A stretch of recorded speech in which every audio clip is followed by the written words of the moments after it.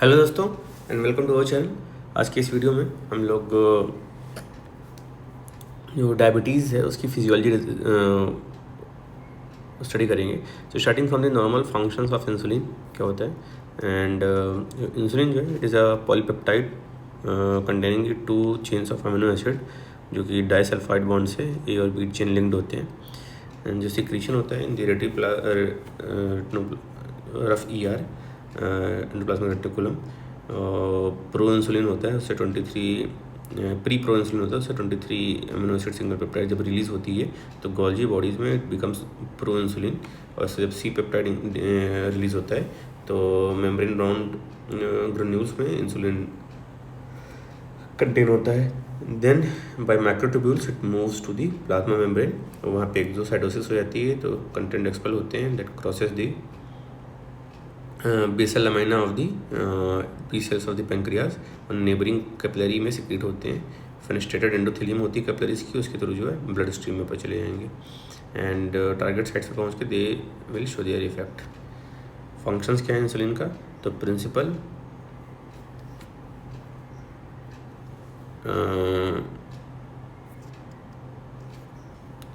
Principal action of insulin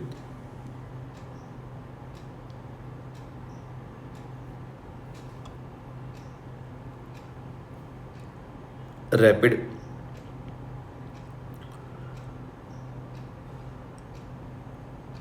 action होते हैं, कुछ इंटरमीडिएट एक्शंस होते हैं, कुछ डिलेड एक्शंस होते हैं।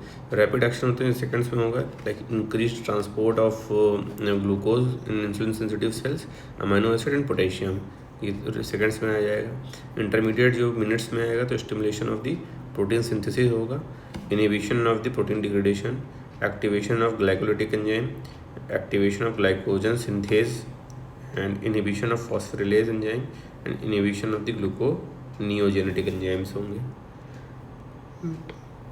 ब्लड शुगर लेवल ओवरऑल कम करेगा। देन डिलेड जो आवर्स बाद आते हैं तो इंक्रीज होगा in mRNA for the lipogenic enzymes and mRNA of other जो एंजाइम्स इंक्रीज होता है, डिलेड आएगा। इफेक्ट क्या है of the insulin on various tissue, तो on adipose tissue, on muscles and liver and in general.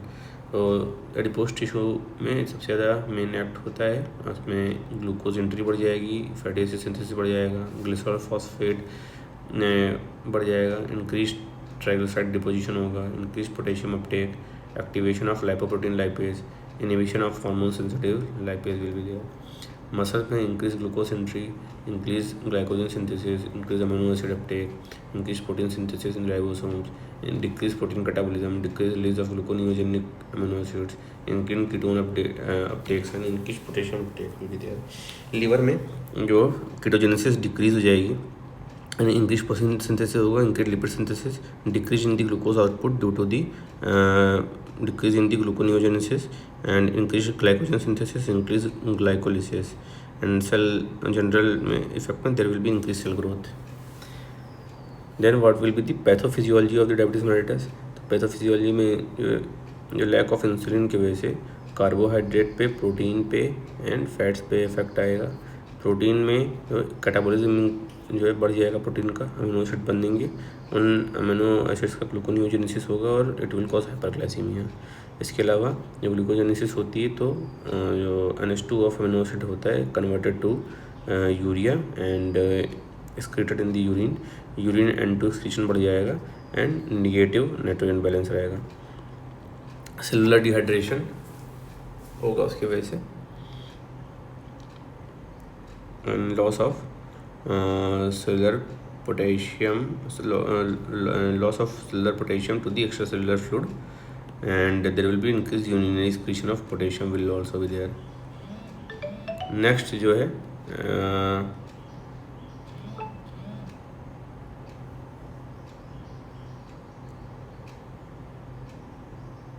on carbohydrate में because of the decreased uptake of the carbohydrate inside the cell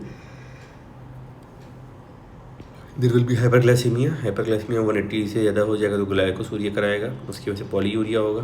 polyuria होगा तो water and electrolyte का loss होगा urine से, उसके can cause nausea vomiting also, and both these factors will lead to dehydration of the body. उसकी वजह से पॉलीडिस्पिया होगा कंपनसेट करने के लिए। डिहाइड्रेशन के लिए हीमो कंसनट्रेशन हो जाएगा with decreased in the blood volume, peripheral circulatory failure होगा, एंड टिश्यू हाइपोक्सिया होगा। Tissue hypoxia will further lead to the loss of cellular potassium to the extra cellular fluid, और urinary potassium भी increase हो जाएगा। Then there are fat cells. तो fat cells में lipogenesis है, mobilisation of depot fat है। तो lipogenesis में मोबिलाइजेशन ऑफ डिपोट फैट्स हैं, एंड हाइपर ट्राइग्लिसरीडीमिया है, फैटी लीवर है, decrease oxidation of amino acid है बाय फैटी लीवर, इंक्रीज्ड कोलिनजाइम है, एंड इंक्रीज्ड कीटोजेनेसिस है, and ketonuria and ketonemia and natriuresis is there. कुछ स्मॉल ब्रीदिंग है, कुछ स्मॉल ब्रीदिंग में मेटाबॉलिक एसिडोसिस एंड इंक्रीज्ड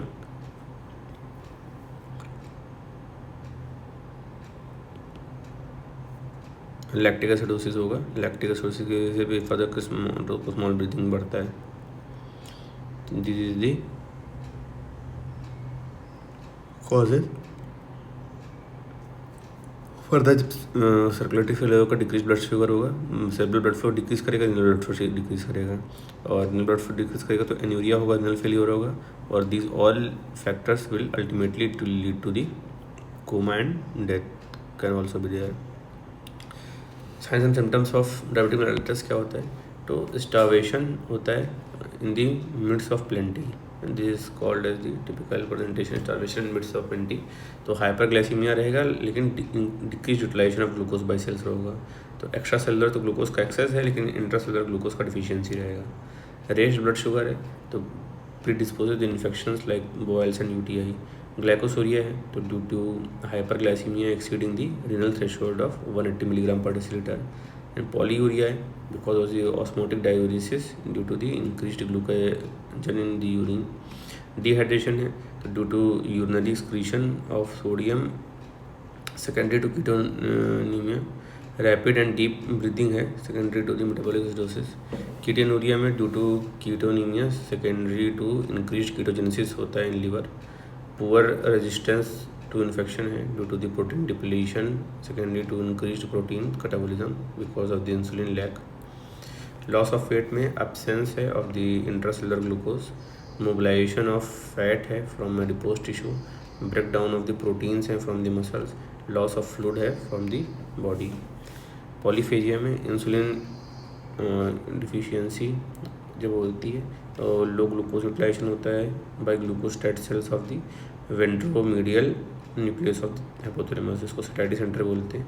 तो low glucose utilization satisfied center में होगा, there will be no inhibition of the lateral nucleus in the hypothalamus which is a feeding center, और इसकी वजह से इंक्रीज हंगर होगा। पॉलीफेजिया एंड हाइपरफेजिया का symptoms आएंगे।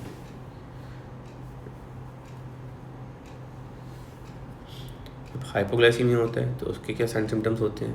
तो in CNS there increase metabolic activity and limited carbohydrate reserve. तो जो सबसे ज़्यादा इफेक्ट सीएनएस में होता है, normal function depends on the continuous blood supply.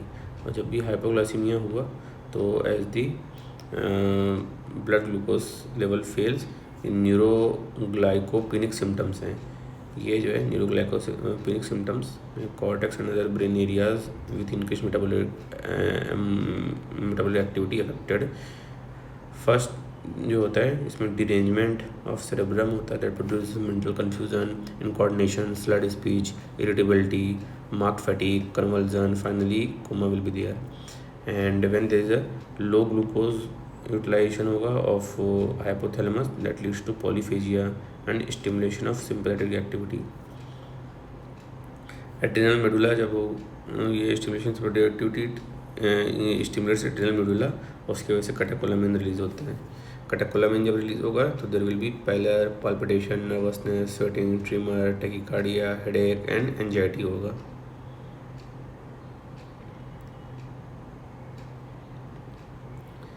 Next जो डिलेड चेंजेस होते हैं जो due to the involvement of medulla होगा and cardio respiratory centers involvement and failure हो जाएगा and that can be fatal. How will you differentiate between hypoglycemic and hyperglycemic जो है coma. तो हाइपरग्लाइसेमिया अगर है और हाइपोग्लाइसेमिया दोनों में कोमा हो सकता है। तो जो hyperglycemia due to increase in the blood sugar level, इसमें decrease in the blood sugar level है। ब्लड ग्लूकोज मोर देन 400 हो जाता है हाइपरग्लाइसेमिक में, मोर देन लेस देन 40 है हाइपोग्लाइसेमिक प्रोटोन कराएगा। नेचर ऑफ इमरजेंसी जो है hypoglycaemia is more severe. Rate of onset जो है ये रैपिड होता है वेरी इसमें हाइपोग्लाइसेमिक में। टाइम्स टू डेवलप जो इतना रैपिड है that it can cause into second 2 minutes में, जबकि हावर्स टू डेज लगते हैं हाइपरग्लाइसेमिया होने में, कोमा होने में।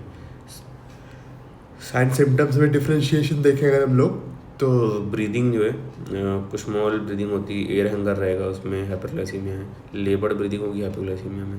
स्वेटिंग प्रेजेंट होती है हाइपोग्लाइसीमिया में, हाइपर में नहीं रहेगी। डिहाइड्रेशन हाइपर में रहता है, हाइपो में नहीं रहेगा। सीनियर सिम्टम्स जो हैं इसमें हाइपर में केवल डिमिनिश रिफ्लेक्सेस होते हैं, जबकि हाइपो में वेरिएबल सिम्टम्स आते हैं। Often bilateral extension blood response आने लगेगा। यूरिन एग्जामिनेशन करेंगे तो glycosuria and ketonuria will be present in the hyperglycaemic coma nor in hypoglycaemic coma.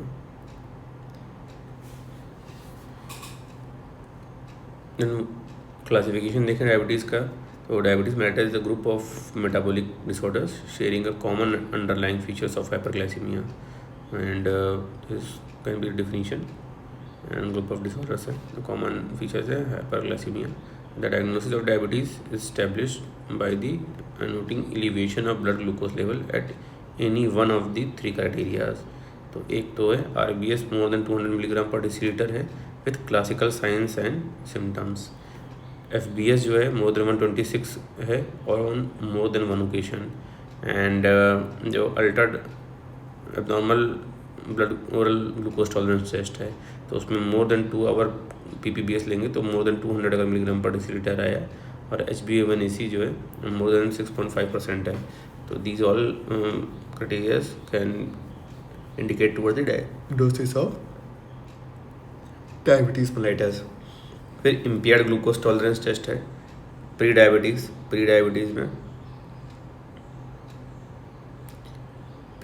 में FBS is 100 to 126 milligram per decilitre होगा। OGTT वैल्यू जो है 140 to 200 मिलीग्राम पर डेसीलीटर होता है।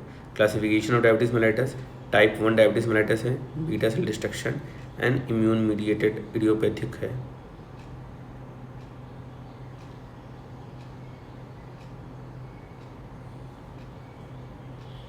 Immune mediated idiopathic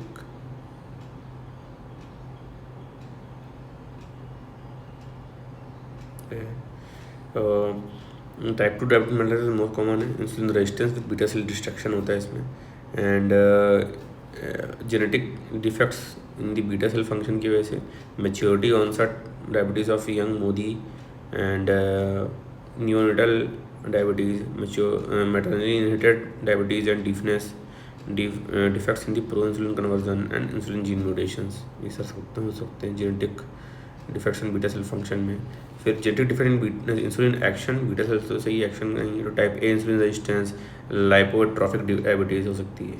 and exocrine pancreatic defect, तो exocrine pancreatic defect में जो chronic pancreatitis, pancreatectomy and pancreatic trauma and neoplasia, cystic fibrosis and hemochromatoses,